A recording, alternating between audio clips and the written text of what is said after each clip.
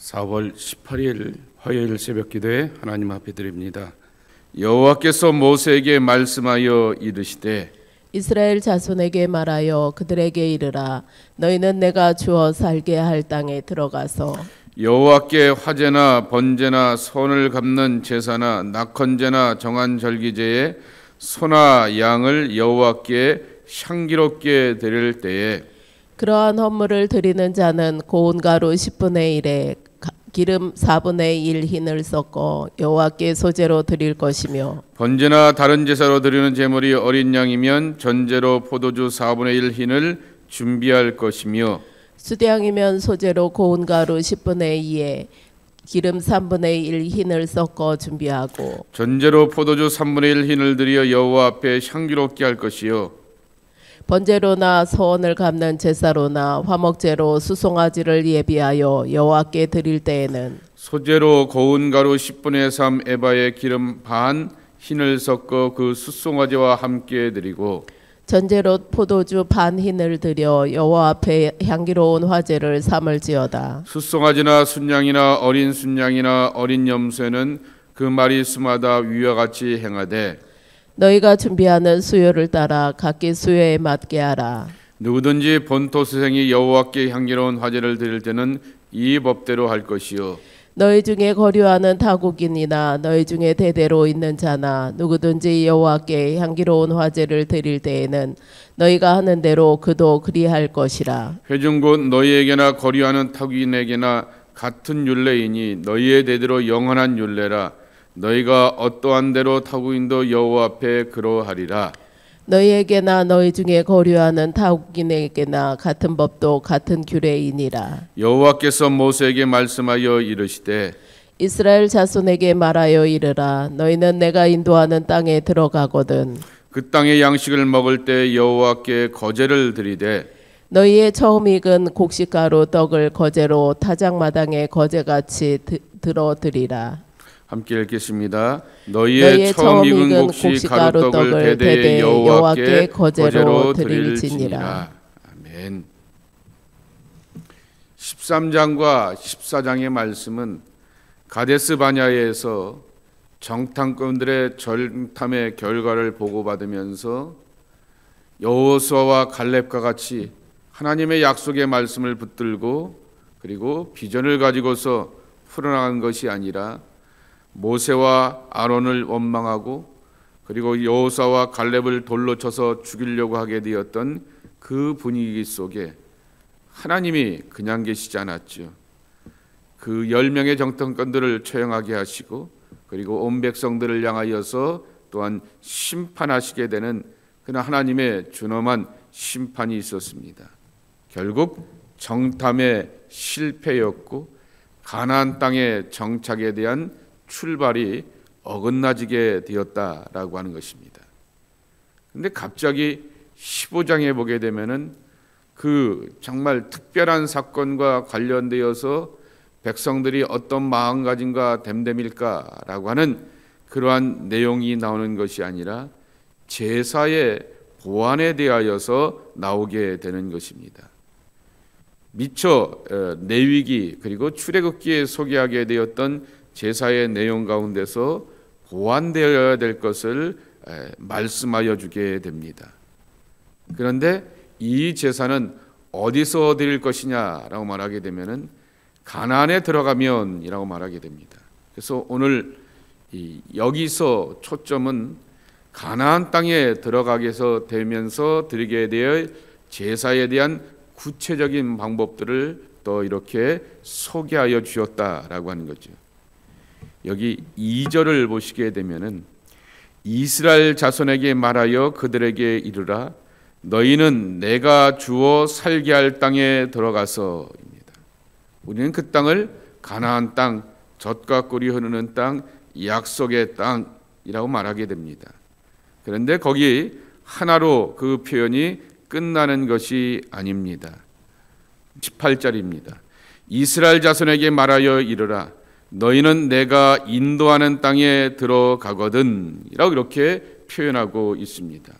2절에는 내가 주어 살게 할 땅이라고 말하게 되었는데 18절에는 내가 인도하는 땅에 들어가거든 이라고 말하게 됩니다. 하나님은 이 정탐꾼들이 실패하게 되고 그 정탐꾼들의 반응에 따라서 함께 난리치고 소동을 부리게 되었던 백성들을 향하여서 심판하시게 되었지만은 이 제사법을 말씀하여 주시면서 하나님께서 약속하신 가나안 땅은 여전히 백성들에게 유효한 약속의 땅이다라고 하는 것입니다.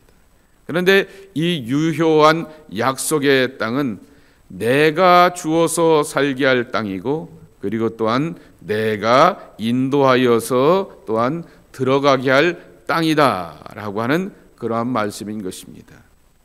주체도 하나님이시고 의지도 하나님께 담겨져 있다라고 하는 사실을 깨닫게 되는 것입니다. 가나안 땅은 내가 노력하고 공로를 다하고 그리고 또한 감정을 따라서 좋을 때는 좋고 아닐 때는 아닌 그러한 그 상황 가운데서 이기고 감당하여서 들어가는 그러한 땅이 아니라 하나님께서 우리에게 주셔야지만 들어가게 되고 하나님께서 우리에게 인도하셔야지만 우리는 살 수 있는 그 땅이다라고 하는 것을 말씀하고 있습니다. 결국 이 제사의 참된 목적과 의도가 무엇이냐라고 하는 것이죠. 가나안 땅에서 이스라엘 백성들이 영구히 살 것인데 이 구체적인 제사법들을 향하여서 레위기나 출애굽기에 소개되지 않는 제사법을 다시 한번 정리하시게 되면서 제사의 백성이 되라라고 하는 거죠. 다시 바꿔서 예배의 백성이 되라 말씀하고 있는 것이고 그리고 전체 이스라엘 백성들을 향하여서는 예배의 백성이지만은 또 한 개인 개인에게는 뭐라고 말씀하냐고 하면은 제물의 백성이 되라라고 말하게 됩니다. 우리는 선지자의 이야기들을 통하여서 하나님은 천천과 만만의 양보다도 정말 신령과 진정 그리고 공의와 진리를 행하는 것을 더 기뻐하신다라고 말하게 되지만은 중요한 사실은 우리 한 사람 한 사람이 하나님 앞에서 예배자이기 때문에 정말 예물을 가지고 제물을 가지고서 하나님 앞에 나와서 제사 드리는 것이 진정으로 중요하다라고 하는 사실을 들려주고 있는 것입니다. 그래서 여기 4절에 보게 되면은 소제에 대한 이야기가 나오게 되고 소제야 늘 듣던 감사의 그러한 제사 아니겠습니까? 가루를 곡식을 가지고서 드리는 제사 아니겠습니까? 그런데 두 번째로는 전제라고 하는 것입니다. 7절입니다. 7절에 보게 되면은 전제로 포도주 3분의 1 흰을 드려 여호와 앞에 향기롭게 할 것이며 그랬습니다. 제물에 그러한 또 이렇게 양을 따라서 예를 들면은 여유가 있는 사람은 소를 드리고 양을 드리기도 하고 비둘기를 드리기도 하게 되고 그것도 없어서 이렇게 소재가루로 이렇게 고운 가루를 가지고서 곡식가루를 가지고서 드리는 사람도 있게 되지만은 드리게 되었을 때 전제로 함께 드리라 말하게 됩니다. 그것은 바로 전제라고 하는 말이 붓다라고 하는 말 아니겠습니까? 쏟아붓다 할 때 그 붓다라고 하는 그러한 뜻을 담고 있는 것입니다. 그런데 여러분 화재로 이렇게 번제로 불이 타라 올라가게 되었을 때 이 포도주라고 하는 것이 알코올이고 물이기 때문에 또한 불을 끄는 그러한 일을 하게 되기 때문에 어디다가 도대체 부었을까라고 하는 것을 짐작해 보게 되는 것입니다. 그러나 레위기에는 구체적으로 언급하지도 않고 이 민수기에도 언급되고 있지 않는 것을 보게 되는데 제단 주위나 아니면 그 아래에 뿌렸을 것이다 라고 하는 것을 짐작해 보게 됩니다. 불이 타오르는데 거기다가 뿌리게 되면은 불이 꺼지게 되기도 하고 그리고 그 연기가 온전한 연기가 되지 않기 때문에 아마 제단 주위나 그 제단 바로 밑에다 뿌렸을 것이다 라고 하는 것이죠. 이러한 전제를 또한 드리라 말씀하시게 되었고 또 한 가지는 뭐냐라고 하게 되면은 거제라고 하는 것이죠. 이 거제는 19절 이하에 나와 있게 됩니다. 그 땅의 양식을 먹을 때 여호와께 거제를 드리되 너희의 처음 익은 곡식 가루떡을 거제로 타작마당에 거제같이 들어 들리라. 이렇게 말씀하여 주고 있는 것입니다.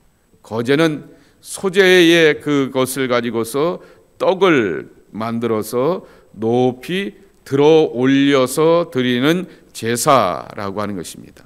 떡으로 드리는 그와 같은 제사를 함께 드리게 하였다라고 하는 것입니다. 소재가 곡식 그 자체를 드리는 것이라고 하면은 거제는 떡을 만들면서 드리게 되면서 결국 식물의 양도 그렇지만은 첫 것은 하나님의 것이다라고 하여서 그렇게 드리게 되었지만은 가공된 음식으로서 떡을 하나님께 드렸다라고 하는 것은 결국 짐승도 곡식도 가공된 음식도 다 하나님께로부터 왔으니 하나님께 감사하고 하나님과 함께 출발하겠다라고 하는 그러한 고백이 여기에 담겨져 있다라고 하는 것입니다. 두 번째로는 아주 참 중요한 것이죠. 13절서부터 16절 말씀에 보게 되면은 제사를 드리러 나오고 예배를 드리러 나오는 사람들에게 그 드려지게 되는 제물과 헌신의 내용들이 본토민이나 이방인이나 타국인들에게 있어서 똑같다라고 하는 것입니다. 본토민이기 때문에 예외가 있는 것도 아니고, 그리고 이방인이기 때문에 너희들 같은 사람들도 이렇게 제사 드리냐라고 하게 되면서 그렇게 또 더 많은 제물을 요구하신 것도 아닌 것입니다. 하나님 앞에 예배하는 사람은 다 똑같구나라고 하는 거죠. 그의 나이가 많건 그의 세상의 경력과 권력과 힘과 사회적인 평판이 다르던 하나님 앞에서 같은 율례와 같은 법도와 같은 규례를 지켜가면서 하나님 앞에서 온전함으로 제사하고 예배하여야 한다라고 하는 것입니다. 그것을 역사적으로 따져보게 되었고 사회학적으로 따져보게 되면은 출애굽은 히브리 민족 혼자만 달랑 나온 것이 아닙니다. 흔히 말하게 되는 여호와 하나님을 두려워하게 되었고 이 10가지 재앙을 보면서 두려워 떨게 되었던 이집트에 남아있게 되었던 그러한 여러 족속들, 성경의 표현들은 여러 족속이란 표현보다는 잡족이라 이렇게 표현을 하게 되었는데 다른 여러 족속들도 저 히브리인의 하나님을 두려워하면서 그분을 경외하기를 원하였기 때문에 함께 따라 나오게 되었다라고 하는 것입니다. 그래서 히브리라고 하는 말을 어떤 성사학자는 하비루라고 하는 말이 땅의 백성이라고 하는 것인데요. 그 땅의 백성이라고 하는 말과 함께 이어지게 되면서 소개하는 유명한 독일 출신의 미국 신학자도 있기도 합니다. 노만 가필드라고 하는 고트발드라고 하는 그러한 신학자가 하비루와 히브리어의 그 같은 어원을 들여대게 되면서 그 땅의 백성들로서 이렇게 같은 정체성을 가지고서 여호와 하나님을 경험하게 되면서 출애굽의 은총을 함께 누리게 되었다라고 하는 것이죠. 그래서 본토민이나 타국인이나 어떠한 사람들도 예외 없이 하나님 앞에 나와서 함께 예배하고 제사할 수 있고 하나님을 찾고 의지한다고 하면 하나님은 누구든지 가리지 않고 다 받아주시겠다라고 하는 것입니다. 그런데 언젠가서부터 제사 드리게 되었을 때 차별이 있게 되지 않겠습니까? 언제였을 것 같습니까? 성전, 이 타버너클, 성막으로서의 제사를 드릴 때가 아니라 성전, 이 템플로서의 제사를 드리게 되었을 때 이스라엘 사람들 가운데 이렇게 구별이 두게 되는 것이죠. 이방인의 뜰을 두게 되었던 것이죠. 그리고 이방인의 뜰에 머물게 되었던 이방인들은 유대인의 뜰을 향하여서 넘어올 수 없게 만들어 놓게 되었던 것을 보게 됩니다. 그러한 과정들을 통하여서 정말 이 이스라엘 백성들이 가나안 땅에 뿌리 잡고 정착하게 되었지만은 그 정착하고 뿌리는 것 가운데서 사람을 구별하게 되는 것입니다. 저는 이렇게 제 스스로에게 다짐해 보게 됩니다.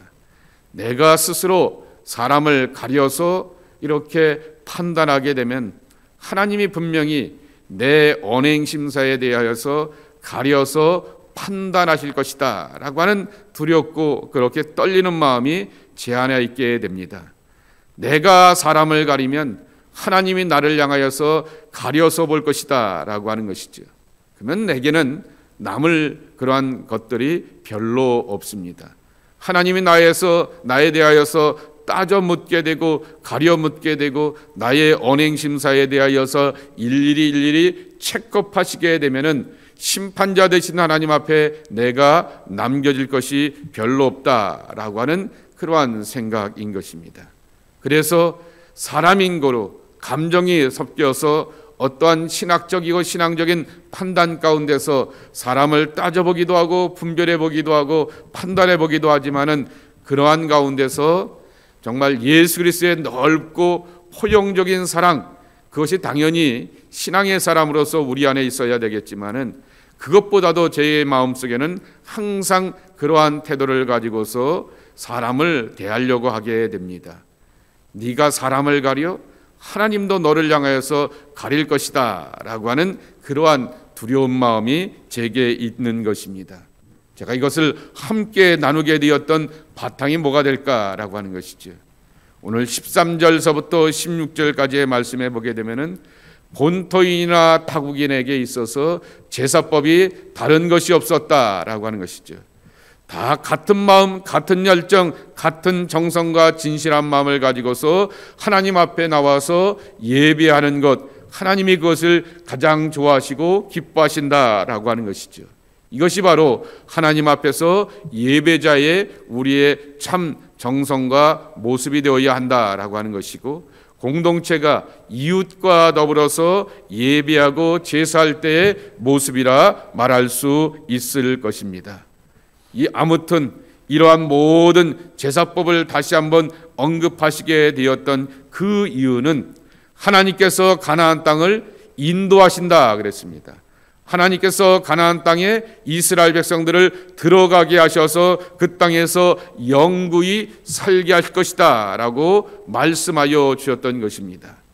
그래서 우리가 잊지 말아야 될 것은 10명의 정탐꾼들을 처벌하게 되고, 그리고 원망하고 불평하고 주동하게 되었던 사람들을 하나님이 심판하시게 되었을 때, 가나안은 끝이다 라고 생각하게 되었을 때, 다시금 하나님은 가나안 땅에 대하여서 언급하시게 되었고, 그 가나안 땅에서 다시 한번 회복하며 그 정말 삶의 첫 단추, 옷깃의 첫 단추를 끼워야 될 것은 제사 아니냐, 예배 아니냐라고 하는 것을 확인시켜 주게 되었다라고 하는 것이죠.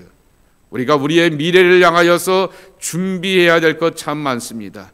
돈도 준비해야겠고요, 장사하고 비즈니스 할 것도 준비해야겠고요, 여러 계획과 이렇게 일정도 자세하고 소소하게 준비해야 할 것입니다. 그러나 그 모든 준비 가운데서 하나님이 우리에게 원하시는 것은 진정한 예배자가 되고 제사의 사람이 되어서 하나님 앞에 나올 것을 말씀하여 주었던 것입니다. 이와 같은 영적 준비가 잘 되어 있는 사람, 저와 여러분의 모습이 되기를 바랍니다. 그리고 그 가운데서 하나님 만나고 경험하는 믿음의 아름다운 복을 누려가는 약속의 자녀들이 여러분 모두가 되기를 예수님의 이름으로 간절히 축복합니다. 하나님 아버지 감사합니다. 오늘도 저희들을 이 아침에 하나님의 집으로 인도하여 주시어서 우리도 우리의 가나안 땅을 향해서 출발해가는 한날의 삶 가운데서 제사의 사람이 되고 예배의 사람이 되고 하나님을 찾고 구하는 신령한 그러한 진정의 예배자로서 하나님 앞에 나올 수 있도록 저희들을 받으시고 축복해 주시오니 참으로 감사합니다. 하나님은 시건하시는 분이 아니라 말씀하여 주셨고, 말씀하신 것은 끝까지 반드시 지키신다라고 말씀하여 주셨사오니, 우리의 상황과 환경의 유불리를 따라서 내 입술에 결코 부정적인 열매를 맺지 않고 약속의 말씀을 붙들고 나가는 주의 백성들 되게 하여 주시옵소서. 하나님이 친히 우리를 인도하신다 말씀하셔 주셨고, 하나님이 친히 우리와 함께 동행해 주신다라고 말씀하여 주셨사오니, 오늘 우리가 살아가는 삶의 여정, 가나안 땅을 만들어가게 되는 믿음의 여정, 주와 함께 길 가는 길에 아름다운 모습이 되게 하여 주시옵시고, 주님과 더불어서 나아가며 주님이 앞장서고 주장하며 이끄시는 복과 은혜를 누려가는 주의 백성들이 저희들 모두가 되게 하여 주옵소서. 예수님의 이름으로 축복하며 기도하옵나이다. 아멘.